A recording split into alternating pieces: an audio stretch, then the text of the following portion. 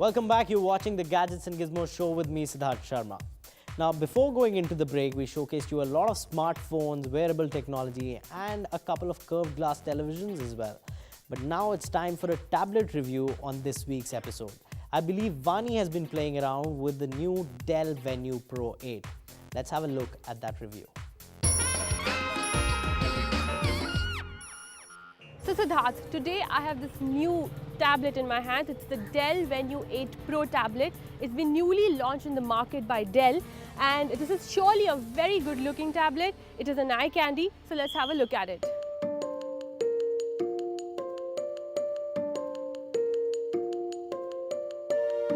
Dell Venue 8 Pro scores instantly on its looks with a soft rubbery back giving an easy grip.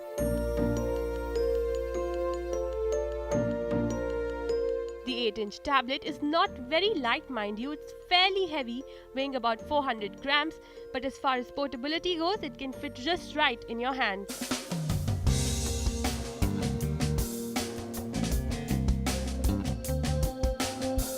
The panel design is rather odd. There's a power button on the right side with a volume rocker and a micro SD unit. There's also a start key on the top side. Well, Dell could have just simplified this to put some capacitive buttons on the bottom, but now I guess I've got the hang of it. The problem with this tablet is that it does not have an HDMI port. Now, I love watching my films and my videos on a fuller screen, and that way the connectivity with a bigger screen becomes extremely crucial. Well, this tablet does not allow you to do that. Although it has the facility of recognizing an active stylus, but that actually comes at an additional cost. The tablet features Intel's new quad-core Atom processor, also codenamed Bay Trail, making Windows a decent operating system. It has 2 GB of RAM, 32 GB of storage, and runs full version of Windows 8.1. It has 5 megapixel primary camera and a 1.2 megapixel front-facing camera. The tablet is touchscreen with a resolution of 1280 into 800 pixels with the IPS panel, which gives great color renditions and a decent text and visual experience. Coming to the battery life, Venue 8 Pro creates an impression. With light usage, the tablet can last as long as 7 to 8 hours.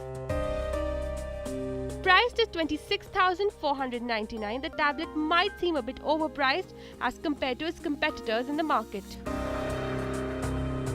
Venue 8 Pro has an edge over the other tablets in the market by the sheer fact that it has that sleek design and that pen input, but it also has its problems by the fact that it does not have an HDMI port and it also has no capacitive buttons. But for those people who are looking for browsing, internet browsing, desktop functions, basic work, this tablet suits well and it looks like it's a value for money. Now, I think Vani Agarwal is in love with the all-new Dell Venue 8 Pro. And why not? It's got beautiful design lines to it. Now, moving from all the gadget action on the show, it's time for us to tell you about an app. Well, have you ever wondered that you could speak languages like Ladakhi or Mao Naga? A group of Delhi University students have come out with a web application that might help these minority Indian languages from going extinct. Let's have a look.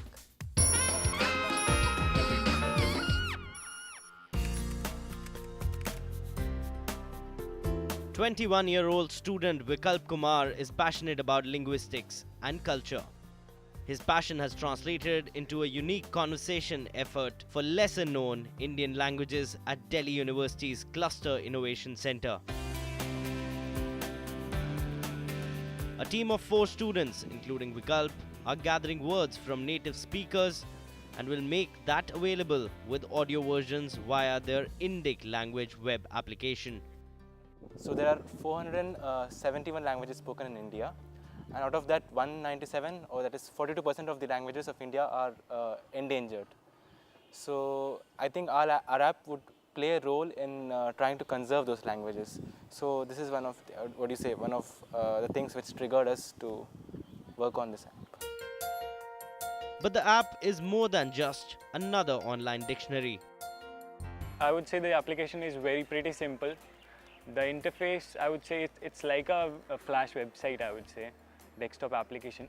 The options, we have basically divided the whole language interface into 7 broad topics, and the first one is, of course, introduction.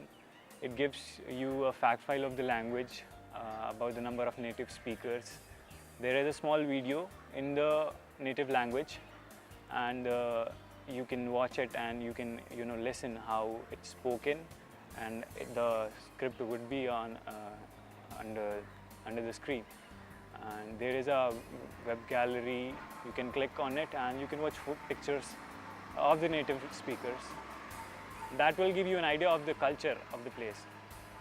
Then we have a vocabulary section where we basically we had about 2,000 word list, and we recorded those, and we also got them in our application. So we have subdivided it into many subtopics, like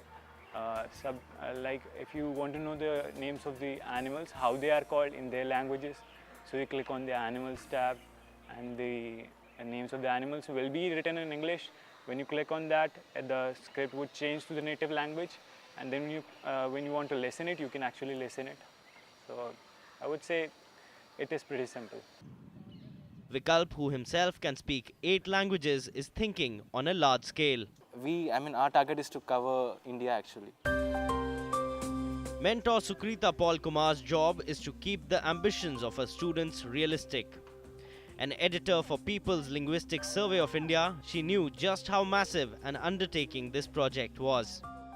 So what I could do was really, all of us put together many resources eventually. Resources like, for instance, the Linguistic Survey of India, which is brought in some information, some data, and even then there were a lot of challenges. How was one going to meet the challenges of collecting the data where sometimes none exists in a particular language? So what do you do? Typically, this sort of exercise would claim generous funding and involves daunting field visits, but the team found ways around both, and Delhi's melting pot status helped. There are 80 languages of Northeast India which are spoken in Delhi, and also other languages of the entire country. You can almost find every language spoken in Delhi at least by one person, because Delhi is the capital of the country. Obviously, there would be one person from every state at least, every community at least. So, I thought I'll take advantage of that. And we approached student unions. So every tribal community actually has their own student union. So we approached them, and some were really excited in helping the language, some were not. So those who were really excited, so we collaborated with them, especially Ladakh Students Union, and we collaborated with them, and we did that. After 6 months of hard research and some mentoring, the students have completed work on 4 languages: Ladakhi, Sarazi, Mao Naga, and Garo. One more language to go, and the boys feel the app should be ready to go public. In fact, future batches of students could pick up where the current leaves, adding to the number of languages and reinforcing the idea that innovation is formed out of pure collaboration. Alright, with that, it's time for us to say goodbye on this edition of Gadgets and Gizmos show. If you have any comments, suggestions or queries, tweet us at HLT Gizmos. You can also email us on htwg@aajtak.com. We'll see you same time, same place next week. Until then, for all the news and updates, keep watching Headlines Today.